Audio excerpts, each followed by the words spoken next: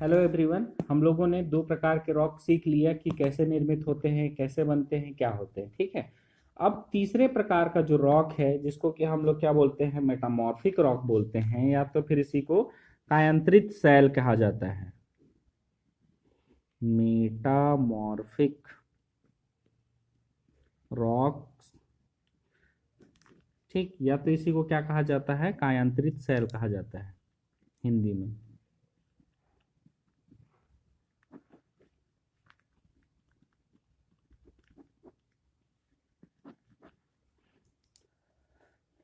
कायांतरित मतलब अपने रूप में परिवर्तन, काया में परिवर्तन, वही तो होता है ना कायांतरित। ठीक है। तो मेटामॉर्फिक रॉक क्या होता है, कैसे निर्मित होते हैं, तो ये क्या होता है वो देखते हैं। ठीक। तो सबसे पहला चीज तो इतना जान लीजिए कि जो कायांतरित शैल है, इसका निर्माण भी जो पुराने जो अग्नीय शैल या तो फिर हो सकता है अवसादी शैल, तो इनसे होता है। ठीक। तो हमारा जो कायांतरित शैल है, इसका जो निर्माण है वो ओल्ड रॉक से होता है, पुराने जो शैल रहते हैं उनसे होता है। तो ये जो पुराने रॉक्स हैं, ये अग्नीय शैल भी हो सकते हैं या तो फिर सेडिमेंट्री रॉक भी हो सकते हैं, या तो फिर स्वयं अपने आप में मेटामॉर्फिक का पुराना जो रॉक रहता है वो भी हो सकता है। ठीक है। तो पुराने शैल के अंतर्गत आप लोग बोलेंगे तो ये तीनों चीज आएगा। ठीक है। तो जो मेटामॉर्फिक रॉक क्या होता है हमारा, इसका परिभाषा क्या बोलेंगे आप लोग कि मेटामॉर्फिक शैल या तो कायांतरित शैल का निर्माण जो है पुराने शैलों से होता है, जब पुराने शैलों में टेम्परेचर और प्रेशर का प्रभाव पड़ता है, या तो फिर जब इसमें क्या पड़ता है, टेम्परेचर या और प्रेशर। तो इसके प्रभाव के कारण में, टेम्परेचर और प्रेशर के प्रभाव के कारण में सॉलिड स्टेट में ही ये एक रॉक से दूसरे प्रकार के रॉक में चेंज हो जाते हैं। तो इसी को क्या कहा जाता है, हम लोग का मेटामॉर्फिक रॉक कहा जाता है नॉर्मली। ठीक है। तो जब पुराने किसी शैल में क्या होता है, टेम्परेचर या प्रेशर का प्रभाव पड़ता है, या तो टेम्परेचर और प्रेशर जब पड़ता है, तब जो हमारा जो पुराना जो शैल रहता है जो कि सॉलिड स्टेट में रहता है, तो सॉलिड स्टेट में ही क्या हो जाता है, उसका ठोस अवस्था में ही एक रूप से दूसरे रूप में वो क्या हो जाता है, चेंज हो जाता है। तो इस प्रकार से या तो बोल सकते हैं एक शैल से दूसरे प्रकार के शैलों में चेंज हो जाता है, तो इसे ही कहा जाता है क्या, हमारा मेटामॉर्फिक रॉक कहा जाता है। ठीक है। तो ये कैसे होता है हम लोग का, पुराने शैलों में टेम्परेचर और प्रेशर के प्रभाव में। याद रखिएगा, इसमें है आप लोग का टेम्परेचर और प्रेशर इंपॉर्टेंट फैक्टर। ठीक। तो इनके प्रभाव से ही हमारा जो पुराना शैल है वो क्या हो जाता है, मेटामॉर्फिक शैल में चेंज हो जाता है। ठीक। ये सब के बारे में भी बहुत डिटेल में पढ़ेंगे हम लोग आगे वाले आने वाले यूनिट्स में।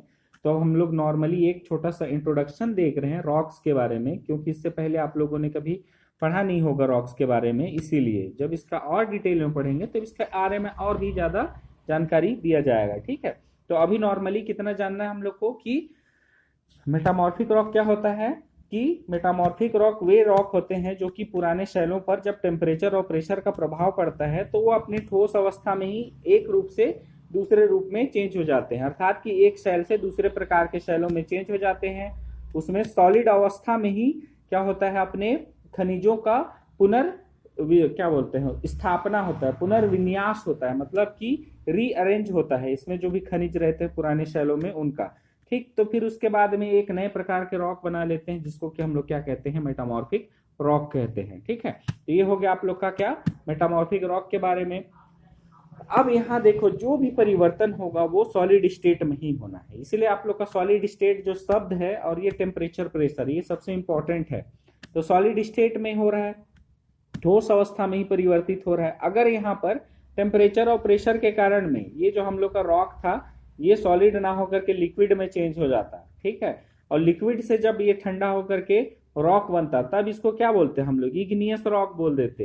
क्योंकि जब ये हम लोग का जो पुराना शैल है वो टेम्परेचर प्रेशर के प्रभाव में क्या हो जाता, मेल्ट हो जाता, द्रव में बन जाता, तो ये क्या बन जाता, मैग्मा बन जाता। तो मैग्मा से ठंडा हुए रॉक को क्या बोलते हैं, मैग्मा से बनने वाले रॉक को अग्नीय शैल बोलते हैं, इग्नियस रॉक बोलते हैं। इसीलिए यहाँ अंतर समझना कि यहाँ पर जो भी हम लोग का नया रॉक जो बनेगा वो सॉलिड स्टेट में ही परिवर्तित होकर के बनेगा। ठीक है।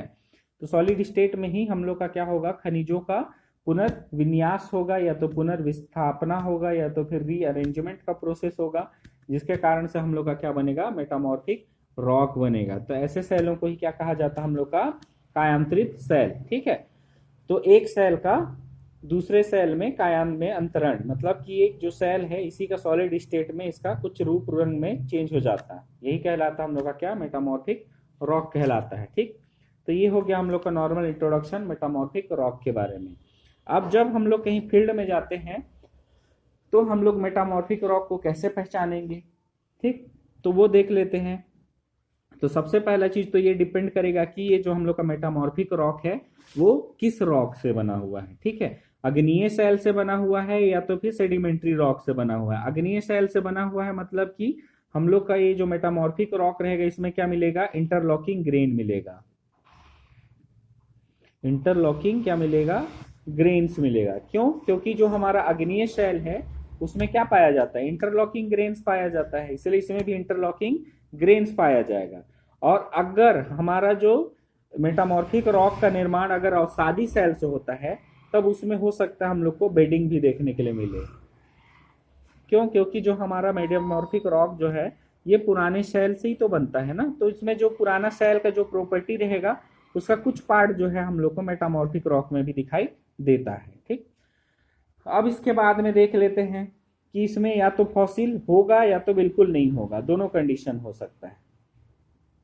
अगर हम लोग का सेडिमेंट्री रॉक है जिसमें कि बहुत ज्यादा फॉसिल उपस्थित है तो जब इसका कायांत जब मेटामॉर्फिज्म होगा लो ग्रेड का तब इसमें फॉसिल उपस्थित हो सकता है, ऐसा एक कंडीशन बनता है।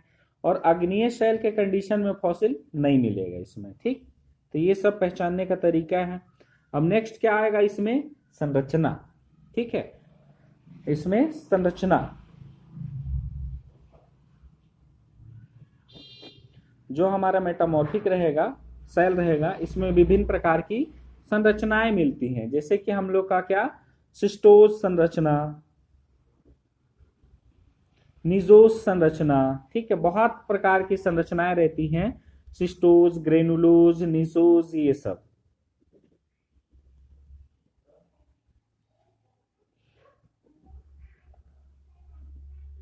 ठीक, तो ये सभी संरचनाएं जब मेटामॉर्फिक जब रॉक पढ़ाएंगे उस समय अच्छे से बता देंगे बना के कि क्या होते हैं। ठीक, तो इसमें अवसाद मेटामॉर्फिक रॉक में हम लोग को अलग अलग संरचनाएं मिलेंगी। ठीक है, तो इसमें जो हमारे जो मिनरल्स हैं वो हो सकते हैं क्या, बहुत कॉमन मिनरल मिलते हैं हम लोग के, एंडालुसाइट,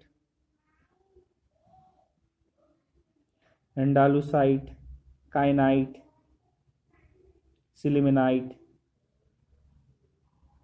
ठीक, तो ये सब कॉमन मिनरल जो है आप लोग का, या तो फिर बोल सकते हैं ग्रेफाइट। ठीक, तो ये सब मिनरल जो है आप लोग के मेटामॉर्फिक रॉक में मिलेंगे। ठीक, तो ये सभी चीज हम लोग का मेटामॉर्फिक रॉक के पहचानने का तरीका है। ठीक, समझ गए। तो जैसे कि एक तो सिस्टोज का क्या होता है आप लोग का, आप लोग के इसमें मिनरल के क्रम में व्यवस्था मिलेगी। आप लोग का जो मिनरल रहेगा वो एक पर्टिकुलर क्रम में व्यवस्थित मिलेंगे सिस्टोज में। निसोज में आप लोग का क्या मिलेगा, डार्क और लाइट कलर के बैंड्स मिलेंगे।